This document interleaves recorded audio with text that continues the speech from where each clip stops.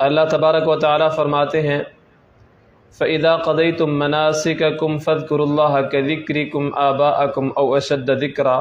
بس جب تم حج کے ارکان پورے کر چکو تو جس طرح اپنے باپ دادا کو یاد کرتے تھے اسی طرح اللہ کو مینا میں یاد کرو، بلکہ یہ ذکر اس سے بھی زیادہ جذبے کے ساتھ ہو۔ فَمِنَ النَّاسِ مَن يَقُولُ رَبَّنَا آتِنَا فِي الدُّنْيَا، پھر بعض لوگ کہتے ہیں کہ اے ہمارے رب ہمیں دنیا ہی میں دے جو کچھ دینا ہے، وَمَا لَهُ فِي الْآخِرَةِ مِنْ خَلَاقٍ، ایسے شخص کے لیے آخرت میں کچھ حصہ نہیں۔ وَمِنْهُم مَّن يَقُولُ رَبَّنَا آتِنَا فِي الدُّنْيَا حَسَنَةً وَفِي الْآخِرَةِ حَسَنَةً وَقِنَا عَذَابَ النَّارِ، اور بعض وہ ہیں جو کہتے ہیں اے ہمارے رب ہمیں دنیا میں بھی بہتر زندگی دے اور آخرت میں بھی بہتری عطا فرما اور ہم کو دوزخ کے عذاب سے بچا۔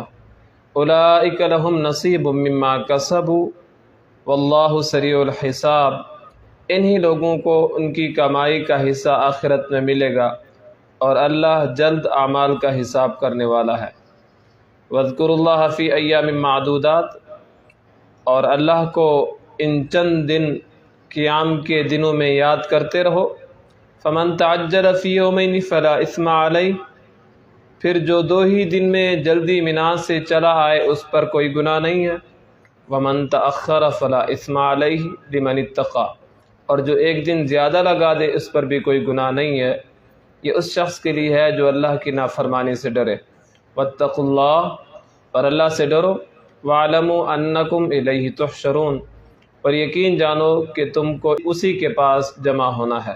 کئی دروس میں یہ بات گزر چکی ہے کہ حاجی جب مینا میں جاتا ہے تو مینا میں 8 ذی الحجہ کو اس نے 4 نمازیں ادا کرنی ہوتی ہیں، ظہر، عصر، مغرب اور عشاء، بلکہ 5 نمازیں، فجر کی نماز پڑھ کر وہ پھر 9 ذی الحجہ کو میدان عرفات میں چلا جاتا ہے۔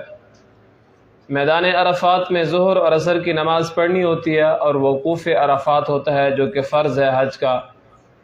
اس کے بعد پھر سورج کے غروب ہونے کے بعد شام کی نماز پڑھے بغیر مزدلفہ کی طرف چلے آنا ہے، اور پھر مزدلفہ کے اندر مغرب اور عشاء یہ 2 نمازیں اکٹھی پڑھی جاتی ہیں، یہاں پہ بھی وقوف ہوتا ہے۔ اس کے بعد سورج کے طلوع ہونے سے تھوڑا پہلے پھر مینا کی طرف چلا جاتا ہے۔ وہاں پہ بندہ جا کر وہاں پہ مینا کے اندر جو جمرہ عقبہ ہوتا ہے، یعنی آخری جگہ جہاں پہ شیطان کو کنکر مارے جاتے ہیں، اگر یہ ہو گیا اس کے بعد اگلا کام ہوتا ہے قربانی کرنا۔ قربانی کرنے کے بعد پھر ہے حلق، اپنے سر کو منڈانا یا قصر کرنا، سر کے بالوں کو کم کرنا۔ اس کے بعد ہوتا ہے طواف زیارت، حرم شریف کا، خانہ کعبہ کا طواف ہوتا ہے، یہ فرض ہوتا ہے۔